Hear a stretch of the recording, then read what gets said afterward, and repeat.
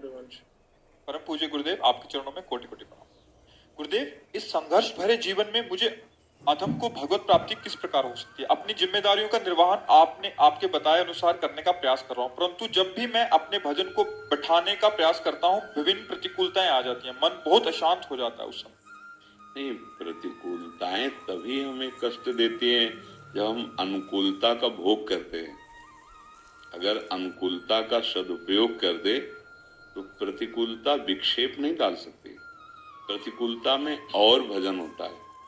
सच्ची मानना, दुख में, विपत्ति में बहुत सुंदर भजन होता है। जब कोई सहयोगी नहीं होता और विपत्ति दुख घेरे होती है, तब सामने केवल भगवान ही होते हैं, नाथ। इसीलिए कुंती जी ने भगवान जब सिंहासन पर विराजमान युधिष्ठिर को करके द्वारिका जाने लगे तो कुंती माता से मिली, उनकी बुआ है, हाथ जोड़ कर कहा, प्रभु आप सबके हृदय की बात जानते हैं, मैं आपसे एक वर चाहती हूँ, मुझे कदम कदम पे विपत्ति मिले। उनका आप ऐसा क्यों? बोले जब विपत्ति होती तो मैं दौड़ती हुई आपको अपने सामने देखती हूँ। आज संपत्ति आ गई तो आप पीठ करके जा रहे हो, मुझे ऐसी संपत्ति नहीं चाहिए, मुझे वो विपत्ति चाहिए जिसमें आपका पीताम्बर फहरा रहा है। आप हमारे हम लोग संसार की मानवीय अनुकूलता के भोगी हैं तो विपत्ति भयावह लगती है, दुखद लगती है। नहीं, विपत्ति वो औषधि है जो भगवान से प्यार करा देती है।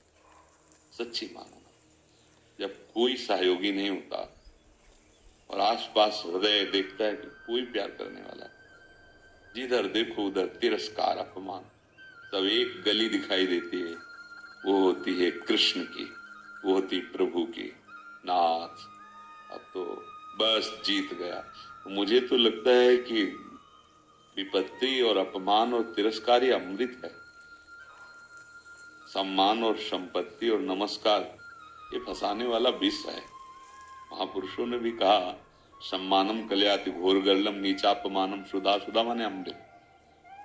क्यों हमें विपत्ति दुखी कर सकती है?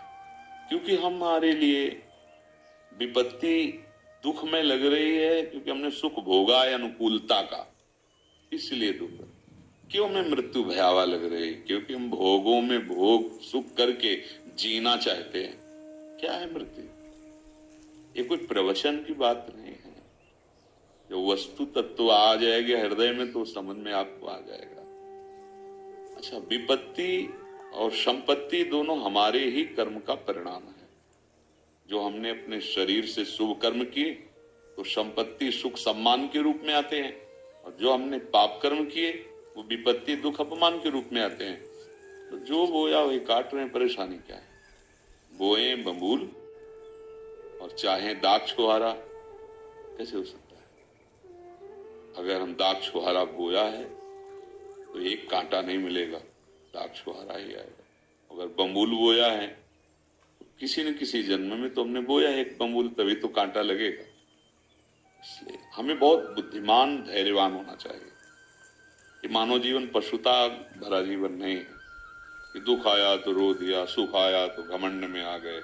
ऐसा बहुत गंभीर, जैसे नदियां समुद्र में जाती उफान नहीं आ जाती, सब बंद हो जाए तो घट नहीं जाएगा, इंच भर नहीं घटेगा, समुद्र अपनी मर्यादा में। ऐसे ही भगवान का भक्त का हृदय होता है, भारी से भारी सुख समृद्धि में उसे अभिमान नहीं होता, और दुख विपत्ति में। पर यह जरूर है कि संपत्ति और सुख से बढ़कर दुख और विपत्ति में आनंद भरा है, ये कोई बुद्धिमान विवेकवान ही जान सकता है, अन्यथा ले। जहां प्रभुता मिली, मद आया, अहंकार आया तो शुरू हो गया मदिरा पीना, बेविचार करना, जुआ करना, प्रभुता प्रभुता।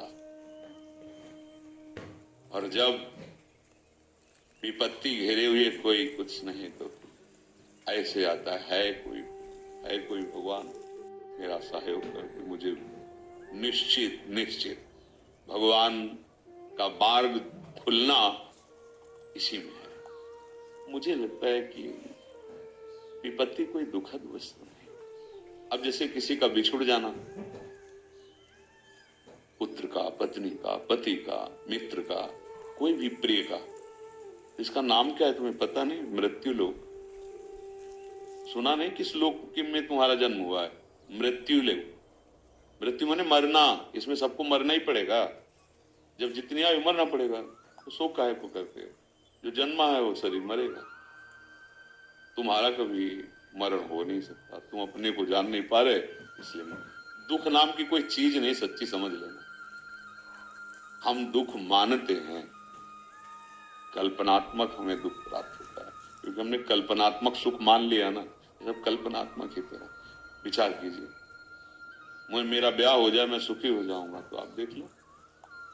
मुझे ये पद मिल जाए, तो उनको देख लो, पूछो। यहाँ तो भगवत कृपा से सब जनों से संभाषण होता है ना। जब एक्सरा होता है तब तो पता चलता है कि बहुत ठीक हो, जो तुम्हें वैभव नहीं मिला है, बहुत ठीक हो।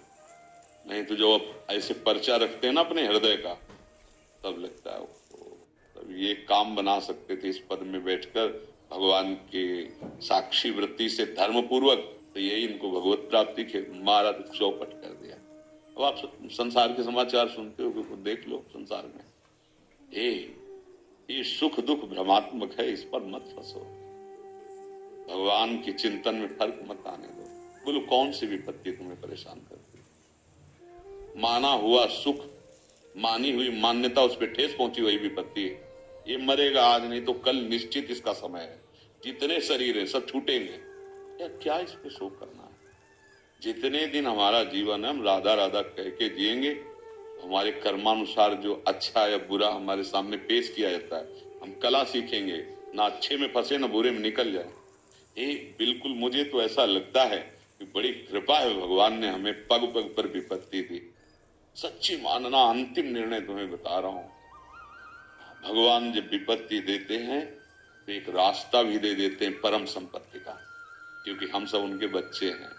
पर हम लोग उस रास्ते को न देखकर उधर ही भागते हैं जिधर विपत्ति हमको रगड़ दे, नष्ट कर दे।